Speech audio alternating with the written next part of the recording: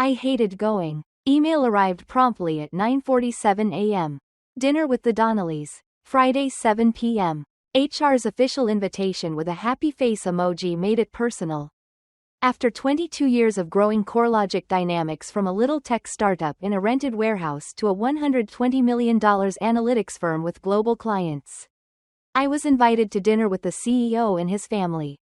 I'm Mia, CoreLogic's first hire, not merely a company member.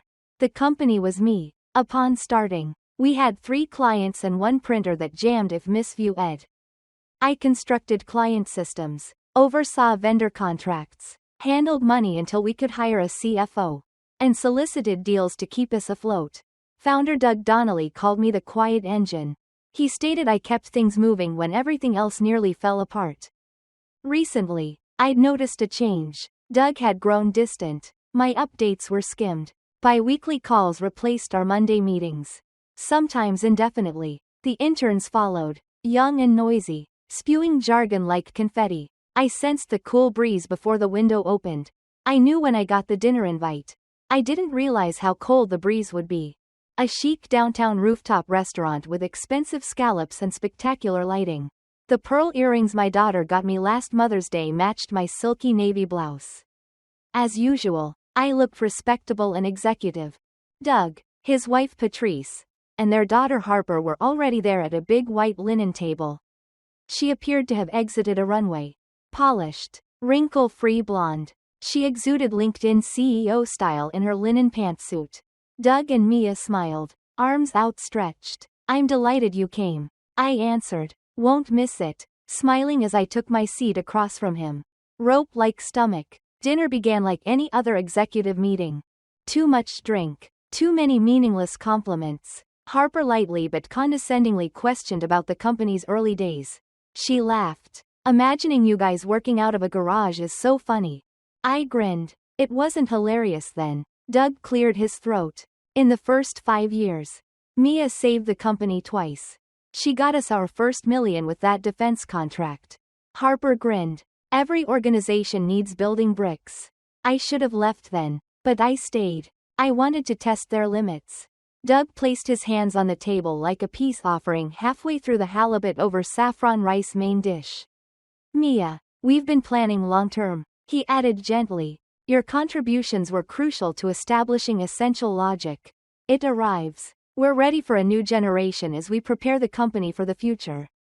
Refreshing vitality. New view. My expression was neutral. Harper graduated from Stanford's Executive Leadership Program. He added proudly, like I hadn't coached 5 Ivy Leaguers. She has great ideas for brand modernization, blockchain, and AI. I quietly said impressive. The changeover plan? He appeared relieved. 6 weeks. She'll first follow. The formal announcement will follow the quarterly call. As expected, the bundle is generous. We want your gratitude. Harper leaned forward, fork in hand, eyes gleaming. Granny, step aside, she said with a grin. Take it from here. Silence at the table. Even Patrice's fork froze. I lingered on her. I smiled. Fully comprehend. They didn't realize, or even check, that CoreLogic wasn't just a firm I built. I owned the corporation. Somehow, they forgot. After we couldn't afford a raise, Doug gave me 5% equity. I never sold it. Since then, I've watched quietly. They assumed I forgot. Doug offered me 5% of CoreLogic in 2003. 2 years after we founded it.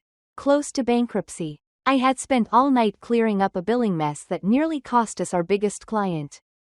Doug, red-eyed and agitated, brought a 1-page agreement to my office. Mia, he said, I can't afford your current price. I want you a piece if we survive.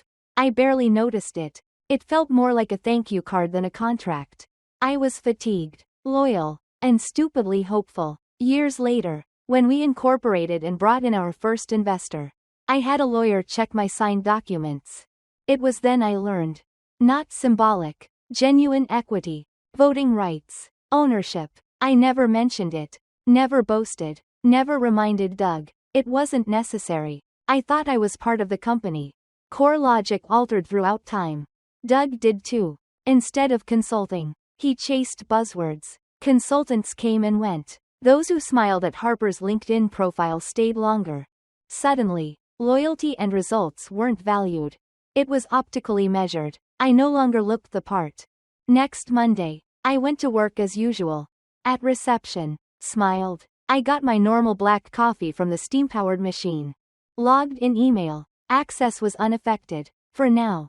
No official statements. Only silence. Luis, our data engineer, came by my office with that suspicious face. You okay? He inquired. I nodded. Casual supper with the Donnellys. Winced. I heard. Words spreading. Many are bewildered. I looked at him. Let them ponder. Unready to show my hand. Not yet. I logged on to the shareholder portal instead. My 5% remained untouched. New investors brought funds, turning that sliver of ownership into something substantial. Downloaded everything. Stock deals. Board voting record. Pay packages for executives. I asked Doug's executive assistant to meet. I want 30 minutes with Doug. Private. She blinked and nodded. Shocked. See what I can accomplish. Doug smiled warily when I entered his office on Wednesday. He gestured to the seat across from him, calling it Mia. How are things? With curiosity, I sat down. You didn't mention my equity. His smile froze slightly. I thought you'd cashed out. I didn't. I stuck the printed shareholder agreement on his desk. I can still vote, unless I overlooked something. Doug crossed his hands. Mia, don't overthink this. We offered generous exit. I said quietly. I'm staying. I'll help transition. I'll be graceful. But if Harper wants to restructure the company, hire her own staff, or sell assets, I want my say. He frowned. You're sentimentally clutching onto something. No, I said, holding onto what I built. I left before he replied. Let him stew. I took out a dusty filing cabinet in my home office that night. Early architecture sketches, client pitch notes, and paper napkin UI mock-ups were included. Something I hadn't seen in years appeared. Doug signed an NDA in 2005 stating that various proprietary tools I designed for the company came from my consulting work. A detail most overlook. But I remember. I saw Melissa, an old acquaintance and top IP attorney. The next day, 2 streets from CoreLogic HQ. We drank coffee at a small cafe. All was laid out. Can I safeguard it? I requested. She smiled while flipping pages. Mia, own it. At least partially. Your equity gives you unexpected leverage. My exhalation. The weight of 20 years on my chest. They see me as a stepping stone. She suggested showing them that stones may damage foundations. Late in the week, rumors began. Why is Mia here? Why is she calm? How has Harper not taken over? I grinned as I passed them in the hall. I was invited to supper to finish my story. That I was composing the following chapter was unknown to them. Harper occupied my office by Monday. Not formally, but she hovered, arriving early with coffee and a false smile like best buddies. Her voice was sweet. Her queries piled up. She asked about vendor relationships and back-end systems. But her eyes showed it. Her purpose wasn't to learn. Her job was replacement. Are budget requests always manually approved? She inquired, flipping through a report she barely comprehended. I replied always. It detects errors. Automation doesn't. But with prediction tools, data determines the accuracy of predictive tools. Legacy customers use decade-old systems. The trash goes out. She blinked, unfamiliar with the idea, then smiled again, being a bit old school. Huh? It existed. I grinned back. Old school kept this company afloat amid 3 downturns. Let yourself learn the hard way. She disliked that. She held her first strategy meeting without me by Wednesday. Only one name was excluded from leadership team invitations. Mine. Anyway, Luis sent me the invite. I thought you'd like this. Subject line? Vision 2.0. CoreLogic's future begins. Cute. I spotted her activities instantly after opening the agenda. New branding. Hiring freeze. Possible back-end outsourcing. I laughed aloud. Outsourcing back-end? Half of our clients valued back-end help. Our clients didn't want bright dashboards. They came because we could keep their systems working while others left. She didn't know the firm. She knew the firm. Over Sunday brunch. Her father discussed it. Doug stopped by my desk that afternoon. His first in years. He said, "Mia," in that politician voice, "I want a smooth transition. Harper has a lot of attention." I said it. Visibility isn't knowledge. He paused. "The place's essence has always been you.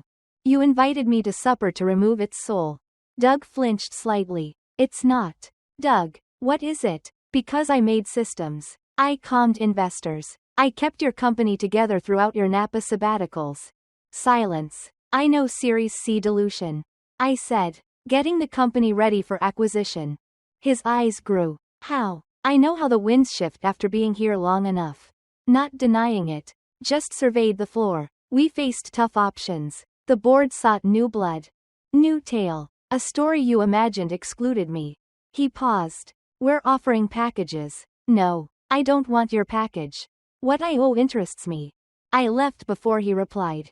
Back in my office, I emailed Melissa. I needed provisional patents filed before week's end. Not simply the original building, but my years-long upgrades. I was establishing a line. Not undermining the company. Personal property with my fingerprints was secured. Harper was planning her new customer retention program at the whiteboard Thursday morning. My 6-year-old strategy document was practically word for word copied. She must have searched the archives. She smiled at me watching. "I'm modernizing," she said. "You laid a solid foundation."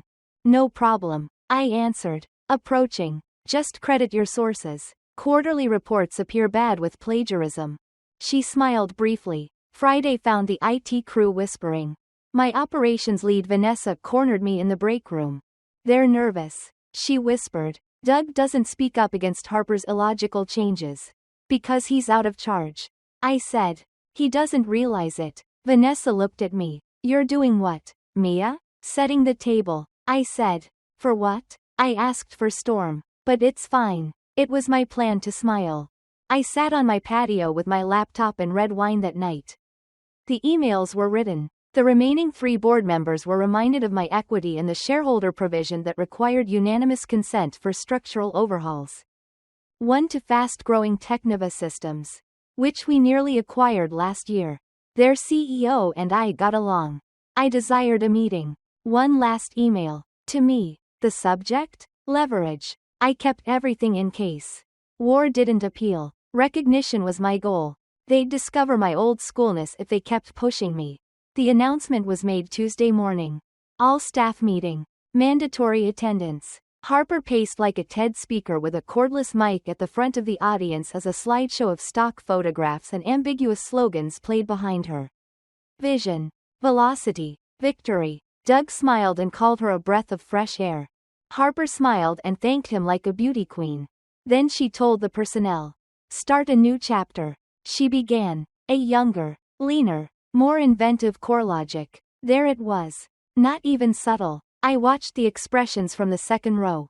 Arms folded. Most folks concealed their discomfort.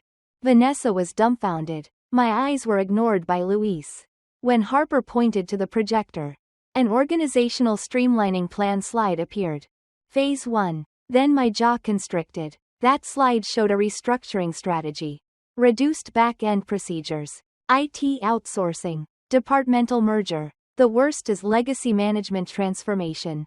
Meaning no one mentioned my name. Harper approached me in the hallway after the meeting.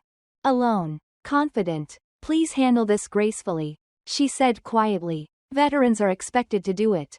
Tilted my head. "You mean women who outlived 3 CEOs and developed this place's systems?" She didn't reply. I smiled like I was being difficult. An official separation package arrived from HR that afternoon. A zero-filled check. An NDA and a clause requiring me to help share knowledge. They went too far. I entered Doug's office with a package. He was prepared. "Mia," he started. "Your daughter stood up and pretended this was her idea." I said. "You let her declare me obsolete in public. Now you want me to give up my work like a loyal old dog?" "Not like that. Just like that," I said. "And let me clarify.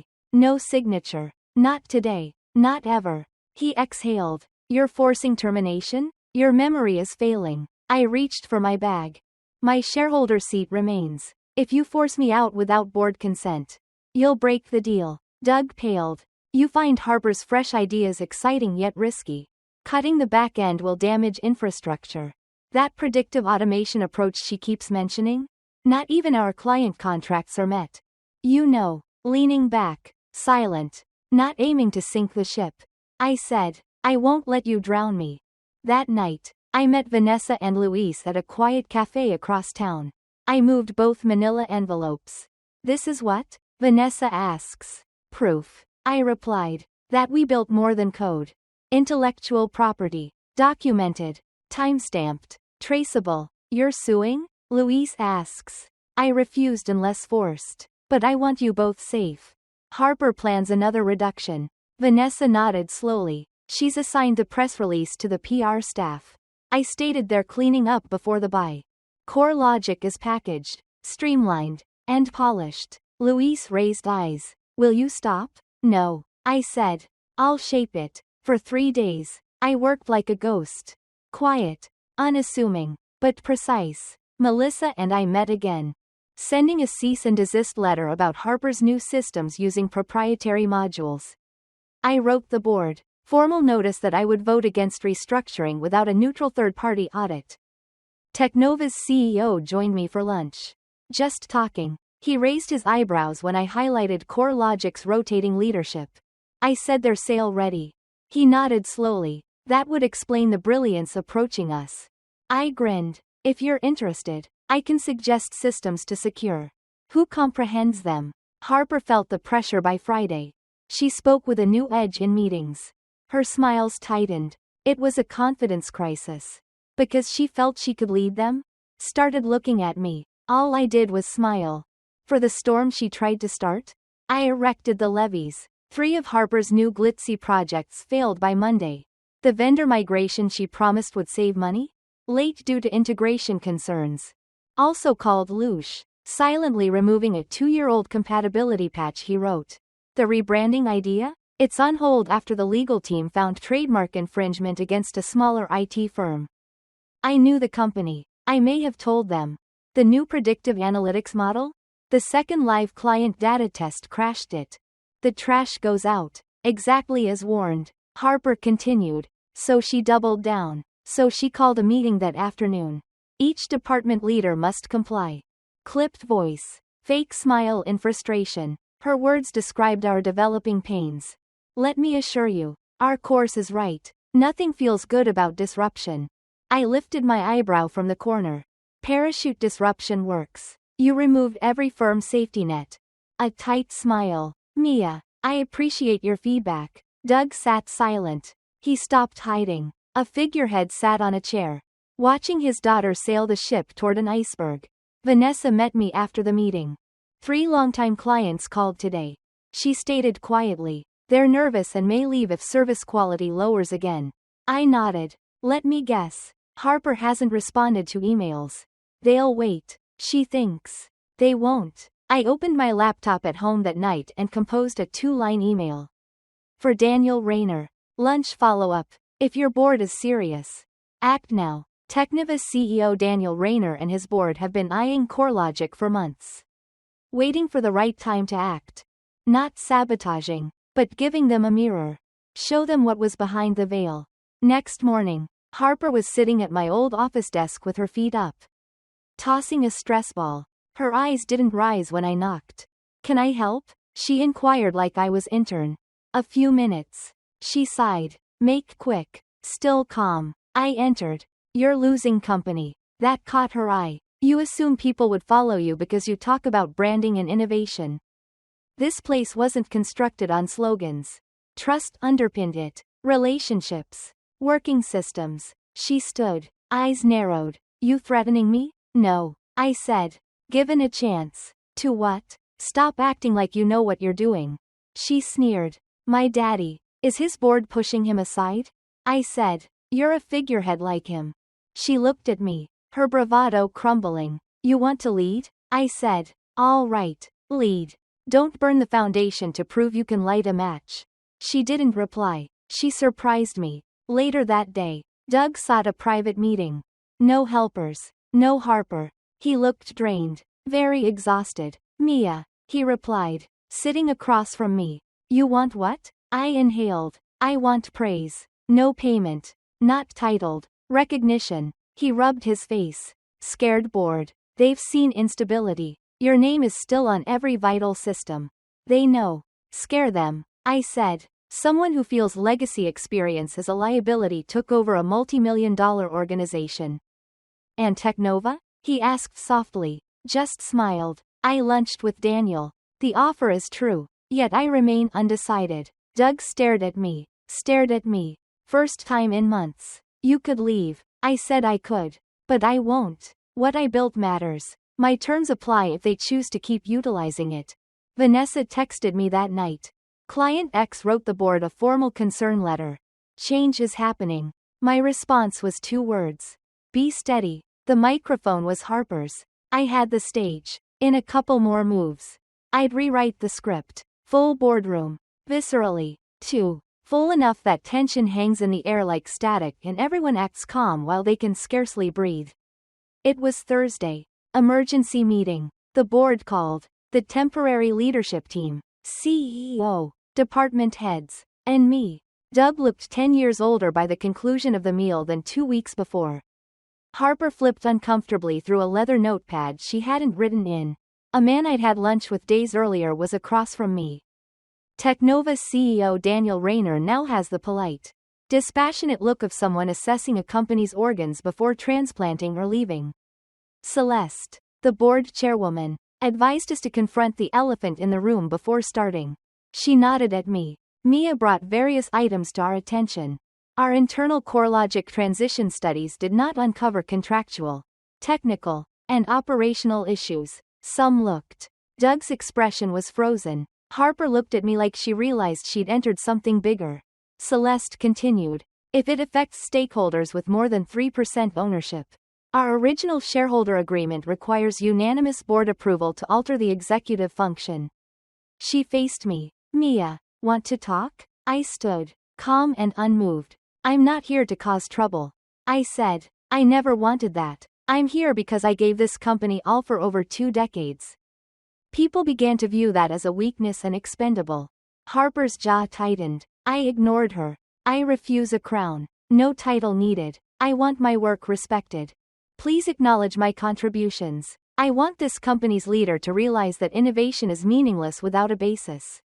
It was quiet. After clearing his throat, Daniel spoke. It's been closely monitored. He continued, indicating around the room. We've seen the aftermath. 3 significant clients are concerned. 2 halted contract renewals. Internal reports show CoreLogic's valuable systems are not as independent as stated. He looked at Harper. She froze. He rechecked the board. Our offer remains predicated on leadership stability.